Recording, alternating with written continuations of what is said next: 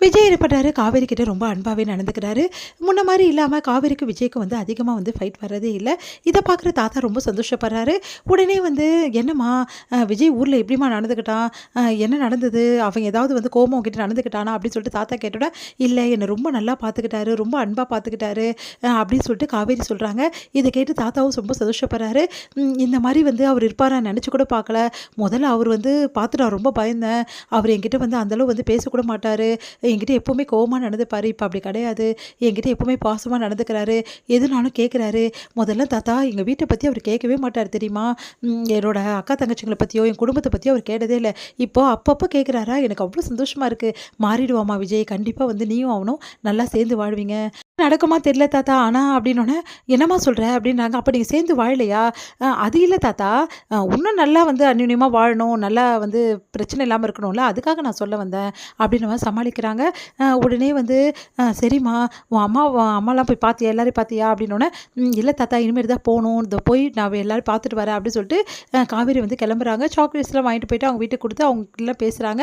அடுத்து வந்து இங்க வந்து விஜய் என்ன பண்ணாரு, உனக்கு வந்து உன்கிட்ட கொஞ்சம் பேசணும்." அப்படின்றாரு. உடனே காவேரி வந்து என்ன விஷயம்னோனே, வா ஒரு விஷயத்துக்காக ஒரு இடத்துக்கு போணும்." அப்படின்னோனே, நிஜமாவா சொல்றீங்க?" "ஆமா. ட்ரெஸ்லாம் நல்லா பண்ணிக்கோ. காலைல போறோம்." அப்படின்னோனே, "நிஜமாவா சொல்றீங்க?" அப்படி சொல்லிட்டு காலைல போயிட்டு ட்ரெஸ்லாம் பண்ணிட்டு கிளம்புறாங்க அவர் கூட. அடுத்து வந்து, "என்ன நீ கிளம்பிட்டியா?" கிளம்பிட்டேங்க. வா போலாம்." அப்படின்னு சொல்லிட்டு கூட்டிட்டு போறாரு. "எங்க கூட்டிட்டு போறீங்க?" நம்ம பார்க்குக்கு போறோமா? பீச்சுக்கு போறோமா?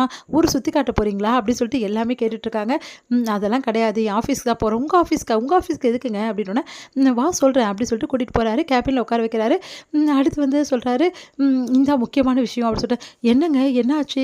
நம்ம ஆல்ரெடி கான்ட்ராக்ட் போட்டோமே, அதுல ஏதாவது பிரச்சனையா? அதுக்காக தான் என்ன கூட்டிட்டு வந்திருக்கியா?" "ஐயோ! அதெல்லாம் ஒண்ணும் கிடையாது. அதெல்லாம் அப்புறம் பார்த்துக்கலாம். இங்க பாரு." அப்படி சொல்லிட்டு குடுக்குறாரு லெட்டர. பார்த்துட்டு ஆச்சரியப்படுறாங்க. "என்னங்க இது? ஜாப் லெட்டர் தான். நீ வந்து ஆஃபீஸ்ல ஜாயின் பண்ணிக்கலாம் எங்க ஆஃபீஸ்ல. நீ ரொம்ப நாளா சொல்லிட்டு இருந்தல்ல எங்க ஆஃபீஸ்க்கு வரணும்னு சொல்லிட்டு. இனிமேட்டு எங்க ஆஃபீஸ்ல ஜாயின் பண்ணிக்கலாம். உனக்கு ஒரு போஸ்டிங் குடுத்துருக்கேன். இத நீ ஒழுங்கா பண்ணீன்னா, அடுத்தடுத்து பார்க்கலாம்." அப்படின்ற மாரி சொல்றாரு. அத கேட்டு வந்து காவேரிக்கு சந்தோஷம் தாங்க முடியல. "நிஜமாவா சொல்றீங்க? என்னால நம்பவே முடியலங்க. இப்போ உனக்கு சந்தோஷமா? நான் அதான் குடுத்துட்டேன். லெட்டரே குடுத்துட்டேன்ல." அப்படின்னோனே, உங்களுக்கு சந்தோஷம் தாங்க முடியல. "என்னால நம்பவே முடியல. நீங்க இப்படி பண்ணுவீங்கன்னு" சொல்லிட்டு அப்படியே சந்தோஷப்படுறாங்க பார்த்து. "பார்த்ததெல்லாம் போதும். இனிமேட்டு ஒர்க் பண்ண ஆரம்பி." அப்படின்னு சொன்னோனே, உடனே வந்து என்ன பண்றாங்க, தேங்க்ஸ்ங்க." அப்படி சொல்றாங்க.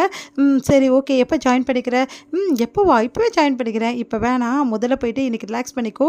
அப்பாயின்மென்ட் ஆர்டர் மட்டும் தான் குடுத்துருக்கேன். நாளையிலேருந்து ஒர்க் பண்ணு." அப்படின்னோனே ரொம்ப சந்தோஷப்படுறாங்க. "சரி வா உன்ன போயிட்டு இப்ப எல்லாருக்கும் இன்ட்ரோடியூஸ் பண்ணி விடுறேன்." அப்படின்னு சொல்லிட்டு, முக்கியமான விஷயம் காவேரி." அப்படின்றாங்க. "என்ன விஷயம்?" "இங்க நீ எம்ப்ளாய். நான் வந்து பாஸ். ஓகேவா?" சரிங்க. எக்காரணம் கொண்டும் வந்து ஒய்ஃப்ன்ற வந்து அதிகாரம் எடுத்துக்கூடாது. நான் வீட்லயே எடுத்துக்கல. இங்க எடுத்துக்க போறேனா? எதுக்கும் நான் சொல்லிடுறேன். புரியுதா? இங்க பொறுத்தவரைக்கும் நம்ம வந்து அஃபிஷியலா தான் பேசணும். பர்சனலா எதுவும் பேசக்கூடாது. இதெல்லாம் உங்க கண்டிஷனா?" "இல்ல நான் சொல்றது சொல்லிட்டேன். புரியுதா? அதுக்காக தான் என் தம்பிய கூட நான் வந்து வேலைக்கு சேர்க்கல. உன்ன ஏன் சேர்த்தேன்னா, நீ ரொம்ப நாளா கேட்டுட்டு இருக்க அப்படின்னு சொல்லிட்டு தான். உனக்காக ஹெல்ப் பண்ணணும் தான்." அப்படின்னோனே சந்தோஷப்படுறேன்.